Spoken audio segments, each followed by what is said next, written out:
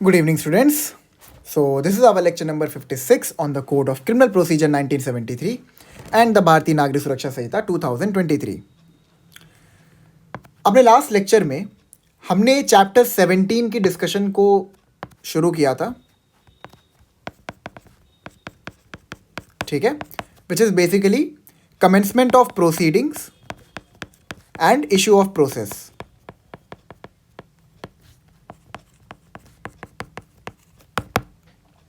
हमने सेक्शन 228 पर अपनी डिस्कशन को कंक्लूड किया था. अलॉन्ग विद दैट जो उसके इंसिडेंटल प्रोविजंस हैं उसको भी हमने पढ़ा था. आइए एक बार रिवाइज करते हैं हमने क्या पढ़ा था. सबसे पहले हमने समझा था कि समन्स केस और वारंट केस में बेसिक डिफरेंस क्या है. बेसिक डिफरेंस बस ये है कि समन्स केस हम उसे कहते हैं जहां पर the offence which are included in the case are जिनकी punishment is up to 2 years. ठीक है, और ऐसा कोई भी ऑफेंस जिसकी punishment is more than 2 years up till life imprisonment including death penalty, they all are warrant cases. ये आपको क्लियर है. फिर हमने पढ़ा था सेक्शन 227 के अंदर कि मैजिस्ट्रेट समन्स कब भेजेंगे, मैजिस्ट्रेट वारंट कब भेजेंगे. ठीक है, फिर हमने 228 के अंदर डिस्कस किया था कि जो एक्यूज्ड है उसको एडवोकेट प्रेजेंट कर सकता है during the course of trial. ठीक है, मतलब वो उसके बिहाफ में प्रेजेंट रह सकता है.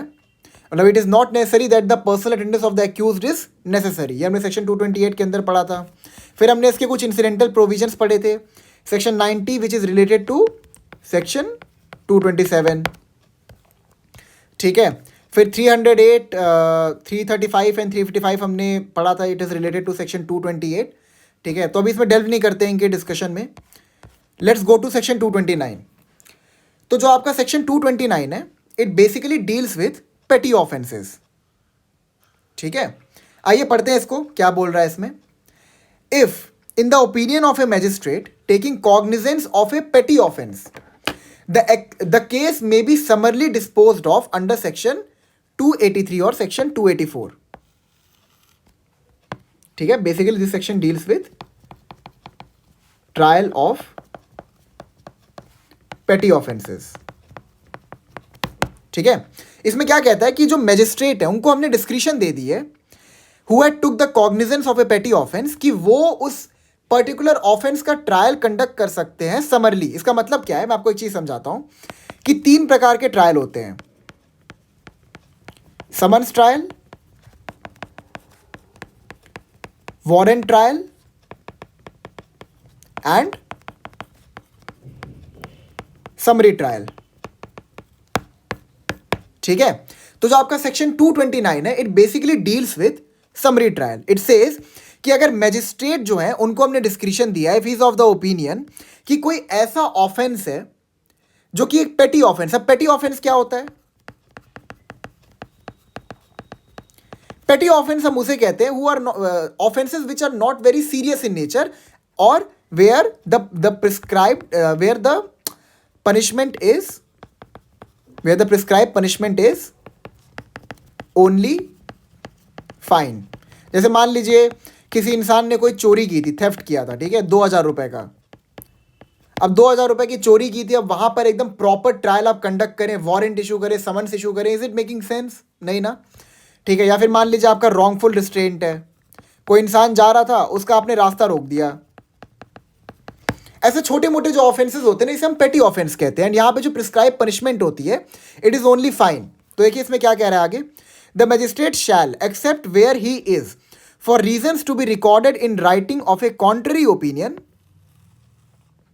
issue summons to the accused requiring him either to appear in person or by an advocate before the magistrate on a specified date, or if he desires to plead guilty to the charge without appearing before the magistrate, to transmit before the specified date by post or by messenger to the magistrate the said plea in writing and the amount of fine specified in the summons, or if he desires to appear by an advocate and to plead guilty to the charge through such advocate to authorize in writing the advocate to plead guilty to the charge on his behalf and to pay the fine through such advocate.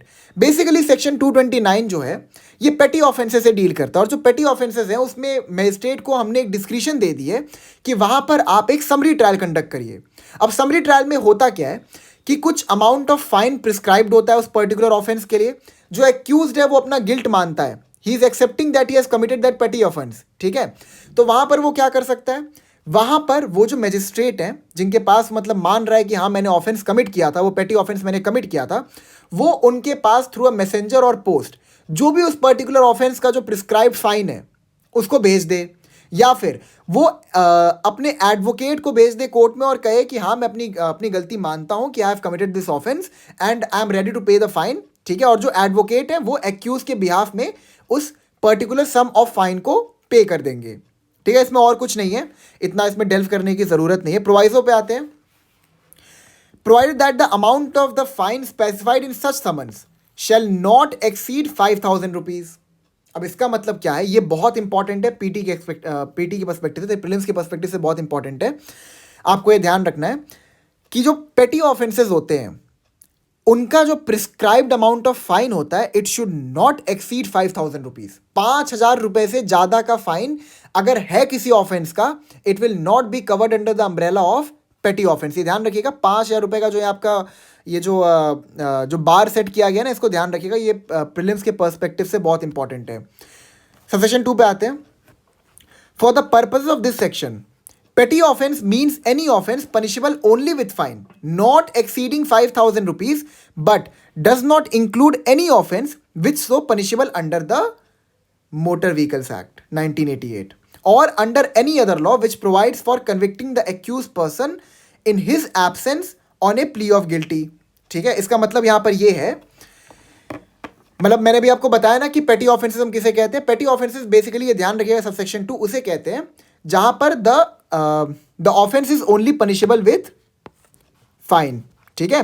And the amount of fine shall not exceed 5,000 rupees. जो catch है इसमें वो ये है कि motor vehicle acts के जो offences हैं they will not be covered under the ambit of पेटी ऑफेंस। का मतलब क्या है, जैसे अगर आप मोटर व्हीकल्स एक्ट के बारे में थोड़ा बहुत जानते होंगे, जैसे अक्सर आप बाइक लेके निकल जाते हैं बिना हेलमेट लगाए, तो आपके ऊपर 1,000 रुपए का फाइन इंपोज कर दिया जाता है for not wearing the helmet.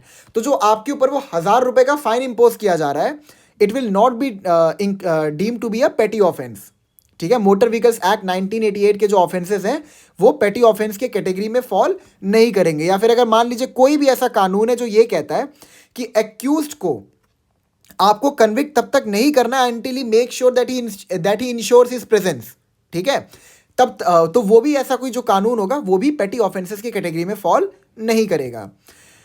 Subsection 3 पे आते हैं। द स्टेट गवर्नमेंट में by notification specially empower any magistrate to exercise the power conferred by subsection 1 in relation to any offence which is compoundable under section 359 or any offence punishable with imprisonment for a term not exceeding 3 months or with fine or with both where the magistrate is of opinion that having regard to the facts and circumstances of the case the imposition of fine only meet the ends of justice। इसका मतलब क्या है, इसका मतलब ये है कि जो स्टेट गवर्नमेंट है उनको हमने डिस्क्रिशन दे दिया है कि वो किसी भी मैजिस्ट्रेट को एम्पावर कर सकते हैं कि जो कंपाउंडेबल ऑफेंसेस होते हैं। अब कंपाउंडेबल ऑफेंस हम किसे कहते हैं, जहाँ पे बेसिकली जो पार्टी है ना वो एक एग्रीमेंट में आ जाते हैं कि हम इस पर्टिकुलर ऑफेंस का जो ट्रायल है इसको फर्दर प्रोसीड नहीं करवाएंगे या फिर ट्रायल इस पर कंडक्ट करवाएंगे नहीं, एक एमिकेबल सॉल्यूशन ढूंढ के जो भी चार्जेस थे उसको ड्रॉप करवा देंगे, ठीक है। अब जो आपका कंपाउंडेबल ऑफेंस होता है ना ये भी 2 प्रकार का होता है। अगर आप सेक्शन 359 को रेफर करें BNSS के, तो वहां पर आपको 2 टेबल मिलेगा, ठीक है, कंपाउंडेबल ऑफेंसेस। इसमें आपको 2 टेबल मिलेंगे, एक में the permission of the court is not required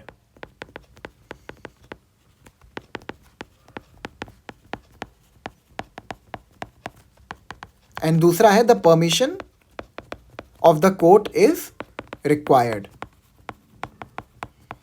इसका मतलब क्या है, अब कंपाउंडेबल ऑफेंसेस ऐसे होते हैं ना जो मतलब उतने सीरियस होते नहीं है, तो वहां पर क्या है ना, जो दोनों पार्टीज होती है वो एक एग्रीमेंट में आ जाती है कि यहाँ पर हम लोग जिस पार्टी ने चार्जेस लगाया है ही विल बेसिकली कंक्लूड कि हाँ ठीक है, जो भी मैंने तुम्हारे अगेंस्ट में जो चार्जेस लगवाए हैं, जो भी इन्फॉर्मेशन पुलिस ऑफिसर को दी है उसको मैं ड्रॉप कर रहा हूँ, ठीक है। अब ये भी 2 प्रकार के होते हैं। एक होता है कि अगर आपको वो चार्जेस ड्रॉप करवाने हैं तो वहां पर बस आप एक मेयर एग्रीमेंट के साथ ही उस चार्जेस को ड्रॉप करवा सकते हैं। दूसरे कंपाउंडेबल ऑफेंसेस वो होते हैं जहां पर आपको कोर्ट की परमिशन चाहिए होती है बिफोर ड्रॉपिंग द चार्जेस, ठीक है।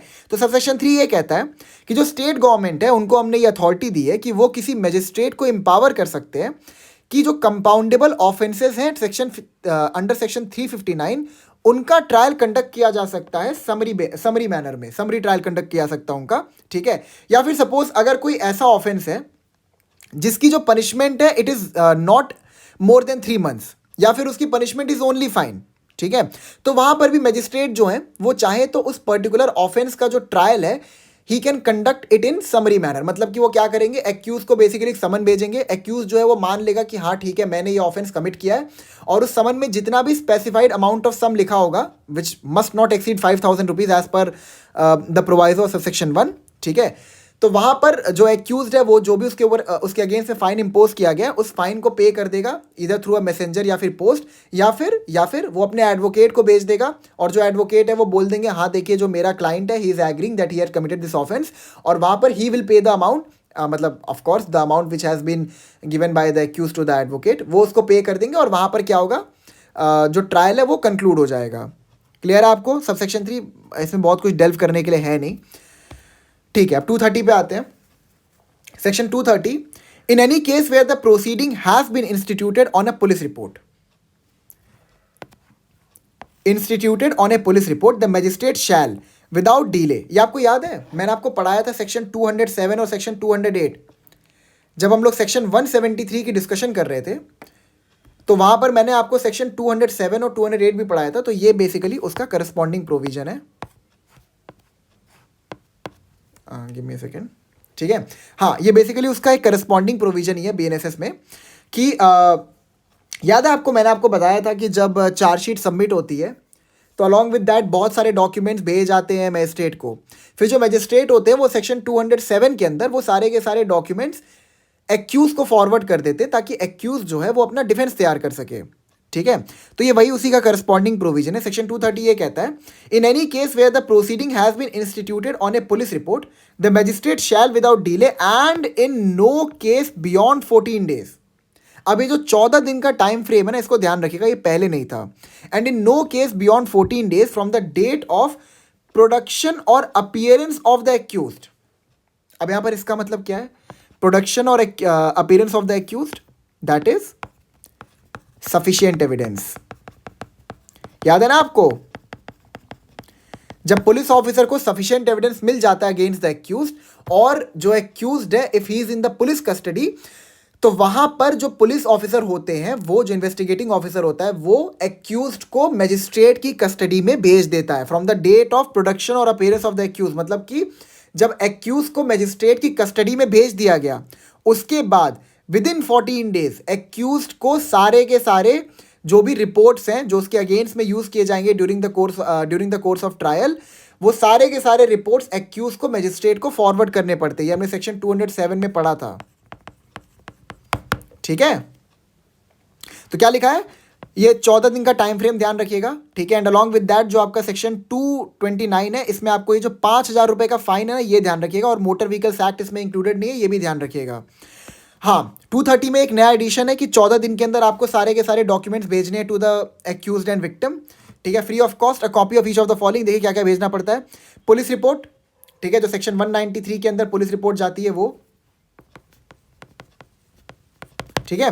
फर्स्ट इन्फॉर्मेशन रिपोर्ट की एक कॉपी सेक्शन 173 के अंदर जो एफआईआर लॉन्च की जाती है उसकी बात हो रही है।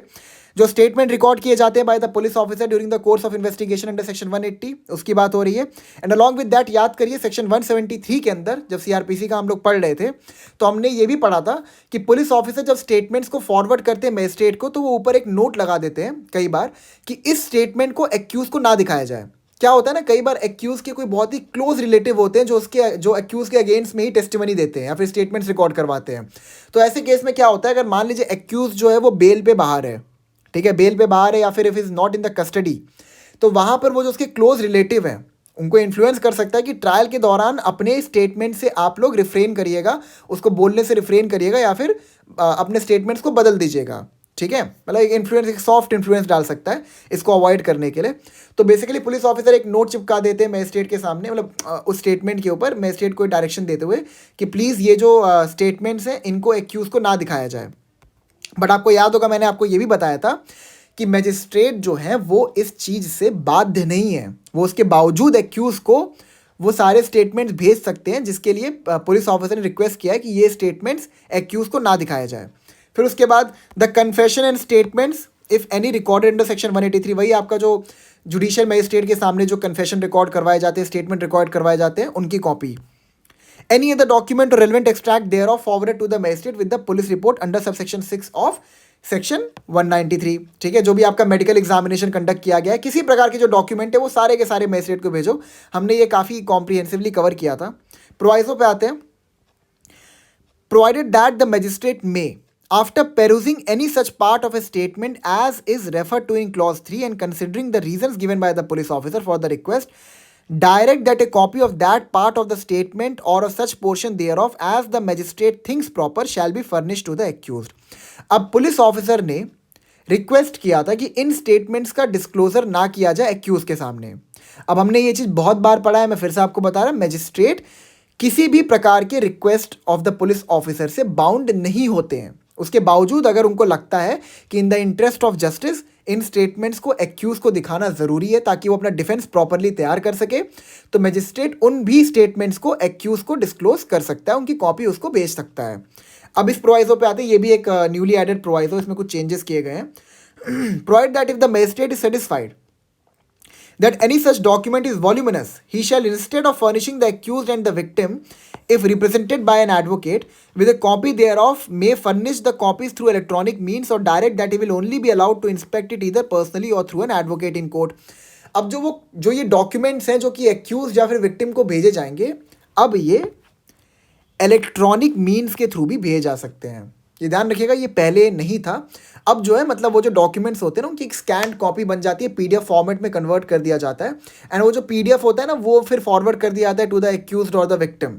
ठीक है, last proviso, provided also that supply of documents in electronic form shall be considered as duly furnished. ठीक है, जो इलेक्ट्रॉनिक फॉर्मेट में जो डॉक्यूमेंट्स फॉरवर्ड किए जाएंगे एक्यूज को, बाद में एक्यूज ये नहीं कह सकता है कि अगर मुझे इलेक्ट्रॉनिक फॉर्मेट में डॉक्यूमेंट्स को भेजा गया है तो मतलब मेरे को किसी प्रकार के डॉक्यूमेंट मैंने रिसीव किए ही नहीं है। एक्यूज ये स्टेटमेंट नहीं यूज़ कर सकता during the course of trial, ये आर्ग्यूमेंट नहीं रेज कर सकता है during the course of trial, because अगर इलेक्ट्रॉनिक फॉर्मेट में भी सारे के सारे रिपोर्ट्स एक्यूज को फॉरवर्ड किए गए हैं तो इट विल बी डीम्ड कि the documents has been duly furnished. Clear है आपको?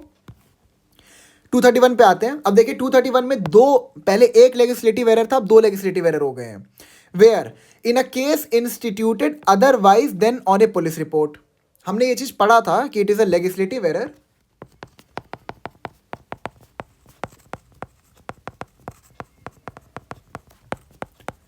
एरर। ठीक है, यहां पर पुलिस रिपोर्ट भी इंक्लूसिव है। यहां पर बेसिकली क्या कह रहा है, where in a case instituted otherwise than on a police report.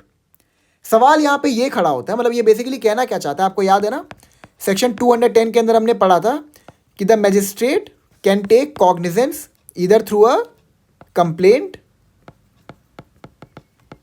Police report और एनी अदर इंफॉर्मेशन। याद है ना आपको ये चीजें? हमने पढ़ा था ना कि जो मैजिस्ट्रेट है वो इन ग्राउंड्स पर कॉग्निजेंस ले सकते हैं। तो यहां पर कह रहा है कि अगर मैजिस्ट्रेट ने पुलिस रिपोर्ट पे कॉग्निजेंस नहीं ली है या फिर उन्होंने बेसिकली कंप्लेंट पे या फिर एनी अदर इंफॉर्मेशन के बेसिस पे कॉग्निजेंस ली है एंड उनको ये लगता है कि जो केस है it is exclusively triable by the court of session. ठीक है, court of session, the magistrate shall forthwith furnish to the accused free of cost a copy of each of the following. Basically अगर police report को हम इसमें से exclude कर दें तो यहां पर जो पुलिस रिपोर्ट के थ्रू केसेस को भेज जाते हैं to the court of session, उसके लिए कोई प्रोविजन है ही नहीं। तो उसका क्या होगा? तो so we came to the conclusion that there is a legislative error in section 208। ठीक है, ये इसका जो करस्पॉन्डिंग प्रोविजन है you will find under section 208 CrPC. वहां पे हमने पढ़ा था ये चीज कि it is a legislative error. ठीक है, तो यहां पे हम इसको कैसे पढ़ेंगे, where in the case is instituted on a police report, on a complaint और थ्रू एनी अदर इंफॉर्मेशन। अगर मैजिस्ट्रेट को लगता है who is issuing process under section 227 that the offence is exclusively triable by the court of session, तो magistrate क्या करेंगे, accused को free of cost ये सारी की सारी चीजें भेज देंगे। पहला, जो भी स्टेटमेंट रिकॉर्ड किए गए अंडर सेक्शन 223 और 225 of all persons examined by the magistrate, basically आपका ये कंप्लेंट प्रोसीडिंग की बात हो रही है। Statements and confessions if any record under section 180 और सेक्शन 183। अब देखिए एक सवाल का जवाब दीजिए मुझे, कन्फेशन और स्टेटमेंट रिकॉर्ड करवाए जा सकते हैं during the course of investigation if the investigation has been commenced by virtue of section 173 और सेक्शन 174, यानी एफआईआर या फिर एनसीआर के बेसिस पर अगर इन्वेस्टिगेशन कमेंस की गई है तभी आप स्टेटमेंट या कन्फेशन को रिकॉर्ड करवा सकते हैं अंडर चैप्टर 13। तो मुझे एक बात बताइए कि पुलिस रिपोर्ट को इससे एक्सक्लूड करने का मतलब क्या बनता है? होप्स आप समझ रहे हो कि मैं क्या कहना चाहता हूं, ठीक है? तो यहां पर basically it is a legislative error. तो एक्यूज को और क्या क्या भेज दिए जाएंगे? जो भी स्टेटमेंट या फिर कन्फेशन रिकॉर्ड किए गए हैं अंडर सेक्शन 180 और सेक्शन 183, मतलब फिर देखिए सेक्शन 180 भी यहाँ पे इंक्लूडेड है, मतलब जो police officer during the course of investigation statements record करते हैं। तो ऑब्वियस सी बात है, जब ये सब पुलिस ऑफिसर कर रहा है, हमने कंप्लेंट प्रोसीडिंग में ये चीज़ पढ़ा था कि कंप्लेंट प्रोसीडिंग की जो इन्वेस्टिगेशन की प्रोसीजर होती है it is different from the investigation which is conducted under chapter 13, ठीक है ना? तो स्टेटमेंट्स जो भी रिकॉर्ड कर रहा है पुलिस ऑफिसर अंडर सेक्शन 180 या फिर जो भी कन्फेशन मजिस्ट्रेट रिकॉर्ड करें अंडर सेक्शन 183, ये भी आपको फ्री ऑफ कॉस्ट फॉरवर्ड करने पड़ेंगे एक्यूज्ड को अगर the case is exclusively triable by the court of session, ठीक है?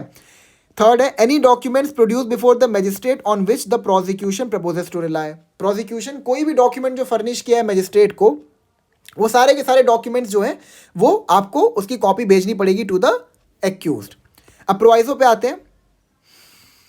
हाँ, provided that if the magistrate is satisfied that any such document is voluminous, he shall, instead of furnishing the accused with a copy thereof, direct that he will only be allowed to inspect it either personally or through an advocate in court। अब देखिए section 230 के अंदर आपने electronic means include कर दिया, तो 231 के अंदर इलेक्ट्रॉनिक मीन्स इंक्लूड नहीं करने का क्या मतलब है?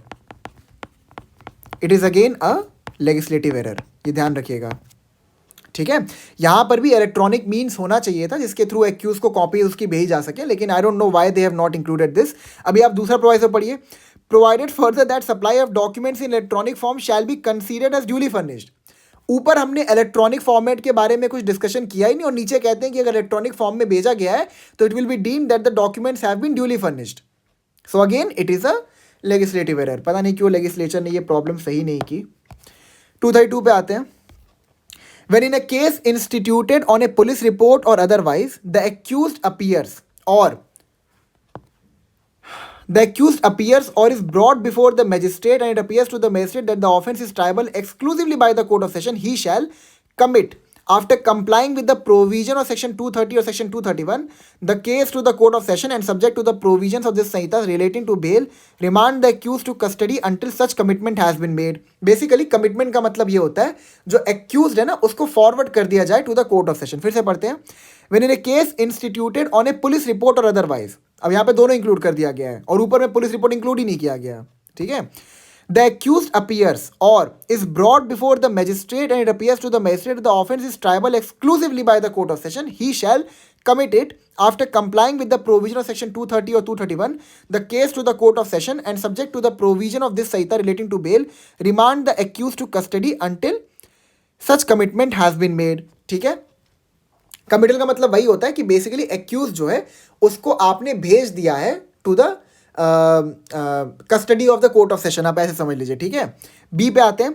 Subject to the provision of this Sanhita relating to bail, remand the accused to custody during and until the conclusion of trial. ठीक है, मतलब अगर एक्यूज को बेल पे छोड़ दिया गया है देन इट्स फाइन, बट अगर उसको बेल नहीं मिली है तो उसको तब तक आप कस्टडी में रखिए जब तक कि ट्रायल का कंक्लूजन ना हो जाए, बेसिकली जब तक कि कोर्ट ऑफ सेशन जो है वो ट्रायल को कंक्लूड ना कर ले। सी, send to that court the record of the case and the documents and articles if any which are to be produced in evidence। ठीक है, आई गेस ये तो प्राइमा फेसा आपको क्लियर ही हो क्या कहना चाहता है। डी पे आते हैं। Notify the public prosecutor of the commitment of the case to the court of session. ये आप ध्यान रखिएगा कि जब सेशंस कोर्ट होता है वहां पर जो केस होता है उसको इंस्टीट्यूट करता है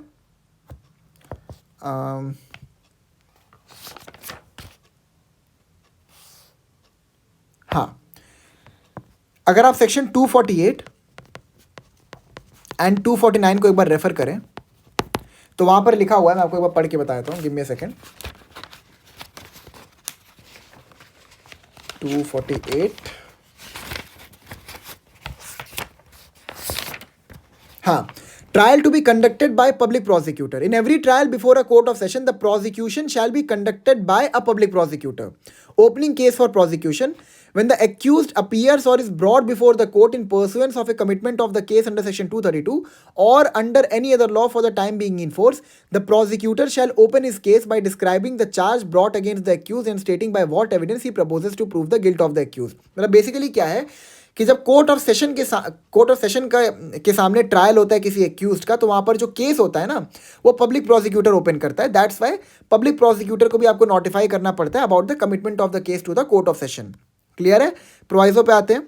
provide that the proceeding under this section shall be completed within a period of 90 days from the date of taking cognizance, and such period may be extended by the magistrate for a period not exceeding 180 days from the reasons to be recorded in writing. Basically हमने यहाँ पर इसको again time bound कर दिया. It is also a newly added time period. ये पहले आपका नहीं था. यहाँ पर ये कह रहा है कि जो कमिटल करना है, जो एक्यूज को भेजना है आपको कोर्ट ऑफ सेशन के पास, ये जो पूरा प्रोसीजर है, ठीक है, अलॉन्ग विद द जो डॉक्यूमेंट्स वगैरह जो हैं, जो आपको एक्यूज को भेजने पड़ते हैं अंडर सेक्शन 230 231, ठीक है, ये सारी चीज़ें जो है आपको कंप्लाई करनी पड़ेंगी विद इन 90 डेज. आपको जो कमिटल है इसको 90 डेज में करना पड़ेगा, और एक्स्ट्रा ऑर्डिनरी सिचुएशन में it can extend up to 180 days. Clear है आपको? पहले मतलब ये दिक्कत बहुत होती थी कि कमिटल करने में बहुत टाइम लग जाता था. तो अब जो कमिटल का जो टाइम फ्रेम है ना, उसको डाल दिया गया ताकि कमिटल में ज़्यादा टाइम न लगे और एक्यूज का जो ट्रायल है उसको एक्सपीडिशियसली कंडक्ट किया जा सके. ठीक है. Last proviso provided further that any application filed before the magistrate by the accused or the victim or any person authorized by such person in a case triable by a court of session shall be forwarded to the court of session with the committal of the case. मतलब मान लीजिए जो भी application magistrate के सामने furnish किए थे accused ने, लाइक आपका बेल एप्लीकेशन हो गया, ठीक है, तो ये सारे के सारे जो एप्लीकेशंस थे ना, जो पेंडिंग थे, वो भी आपको कोर्ट ऑफ सेशन को फॉरवर्ड करने पड़ेंगे. इसमें बहुत कुछ डेल्व करने के लिए नहीं है, इसलिए मैं थोड़ा सा जल्दी करवा रहा. ठीक है, बस आपको जो चेंजेस है ना वो ध्यान रखिएगा. जैसे कि आपका 229 में जो आपका पेटी ऑफेंस का जो ये अमाउंट ऑफ सम है जो 5000 रुपीज़ है, ये ध्यान रखना है. जो इसमें एक्सक्लूजन है that is motor vehicles act 1988, ये आपको ध्यान रखना है. फिर 230 में जो आपका टाइम फ्रेम डाल दिया गया 14 दिन का, ये ध्यान रखना है. ठीक है. फिर ये जो इलेक्ट्रॉनिक फॉर्मेट में भी अब भेजा जा सकता है डॉक्यूमेंट्स को, ये ध्यान रखना है. फिर 231 के अंदर मतलब जो हमने लेजिस्लेटिव एरर्स को डिस्कस किया है वो ध्यान रखिएगा. 232 के अंदर अगेन जो आपका ये वाला प्रोवाइजो है इस पर थोड़ा ध्यान रखिएगा. ठीक है. एंड बाकी कुछ इसमें इतना इंपॉर्टेंट नहीं है. अब 233 पे आते हैं. When in a case instituted otherwise than on a police report, otherwise than on a police report यानी कि बेस्ड ऑन कंप्लेंट या फिर एनी अदर इंफॉर्मेशन. ठीक है. अब यहां पे किसी प्रकार का लेजिस्लेटिव एरर नहीं है, मैं समझाता हूं. It is made to appear to the magistrate during the course of the inquiry or trial held by him that an investigation by the police is in progress in relation to the offence which is the subject matter of the inquiry or trial held by him. The magistrate shall stay the proceeding of such inquiry or trial and call for a report on the matter from the police officer conducting the investigation. इसे हम कहते हैं action taken report. ये आप लोग लिख लीजिएगा अपने बैरक में. ठीक है. एक चीज आप लोग ध्यान रखिएगा कि मैजिस्ट्रेट के पास, the magistrate holds the power to direct, और इसको ऐसे लिख लीजिए, टू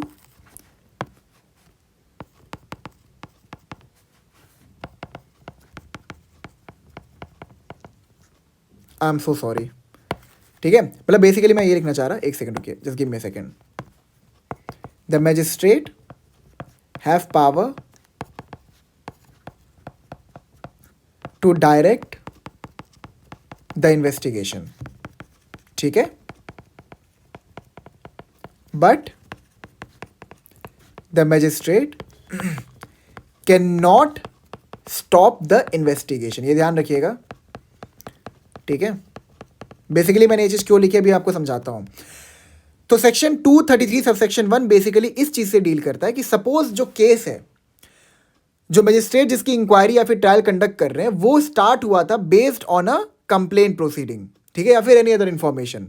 अब मजिस्ट्रेट साहब को पता लगता है कि जिस केस का वो ट्रायल या फिर इंक्वायरी कंडक्ट कर रहे हैं, ठीक है, उस केस पर पुलिस ऑफिसर जो है वो इन्वेस्टिगेशन भी कर रहे हैं. मतलब सपोज कोई ऑफेंस हुआ था, ठीक है, it was a cognizable offence, तो मैजिस्ट्रेट के पास सेक्शन 223 के अंदर सेक्शन 223 के अंदर कंप्लेंट लॉन्च कर दी गई और मजिस्ट्रेट ने उस कंप्लेंट का कॉग्निजेंस लेके इंक्वायरी और ट्रायल भी शुरू कर दिया, ठीक है। अलॉन्ग विद दैट उस पर्टिकुलर ऑफेंस के लिए सेक्शन 173 के अंदर एफआईआर भी रजिस्टर की गई। अब दोनों जो है ना वो पैरेलली चल रहा है। तो यहाँ पर क्या है, यहाँ पर ना जो मैजिस्ट्रेट हैं जो वो अपनी प्रोसीडिंग कंडक्ट कर रहे हैं वो उसको रोक देंगे अगर ऐसा कोई सिचुएशन उनके सामने आता है। And he will ask for he will ask the police officer for an action taken report. इसका मतलब ये है वो पुलिस ऑफिसर से एक रिपोर्ट मांगेंगे जहां पर वो ये चेक करेंगे कि पुलिस ऑफिसर ने कितनी डेवलपमेंट की है इन्वेस्टिगेशन में।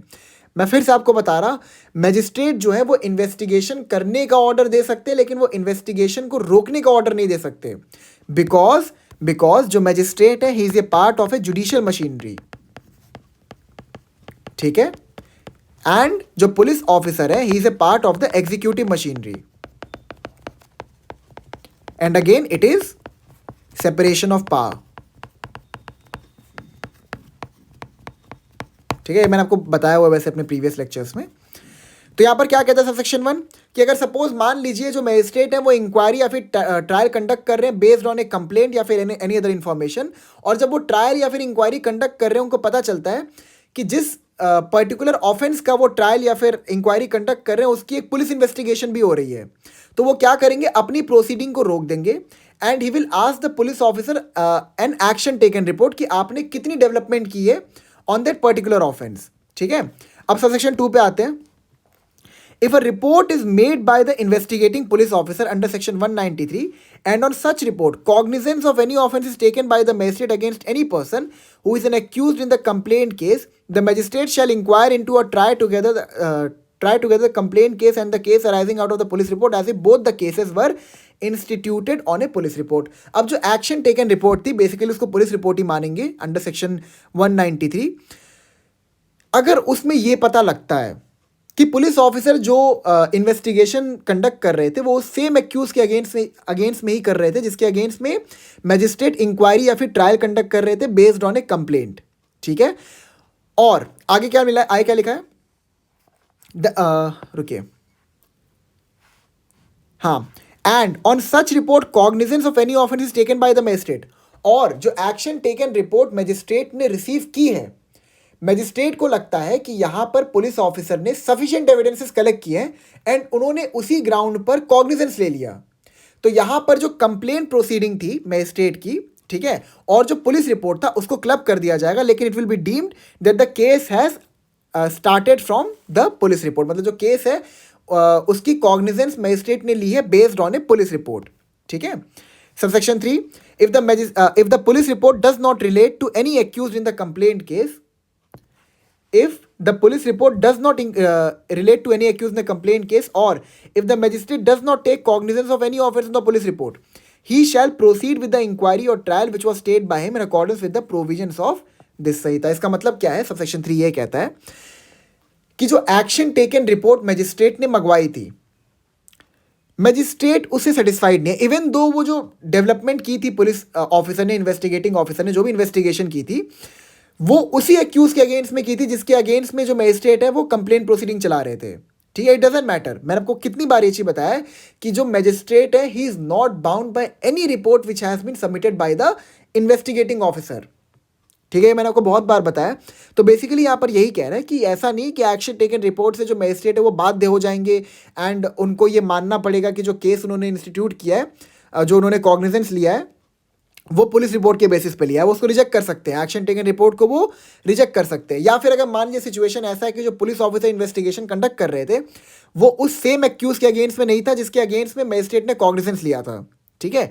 तो वहां पर क्या होगा, यहां पर ही होगा, he shall proceed with the inquiry और trial which was stayed by him in accordance with the provisions of this Sanhita. तो वो क्या करेंगे, जो उन्होंने ट्रायल या फिर इंक्वायरी को जो पॉज कर दिया था सबसेक्शन 1 के अंदर उसको वो रिज्यूम कर देंगे, ठीक है। अभी मैंने आपको थोड़ी देर पहले एक चीज बताई थी ना, ये केस लिख लीजिएगा, इट इज धर्मेश भाई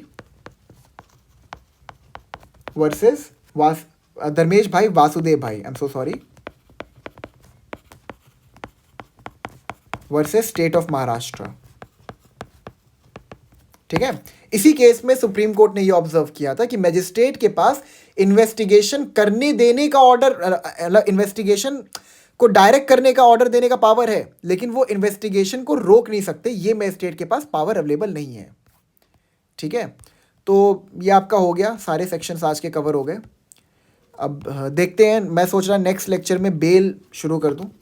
ठीक है, so thank you so much, I will meet you in the next lecture.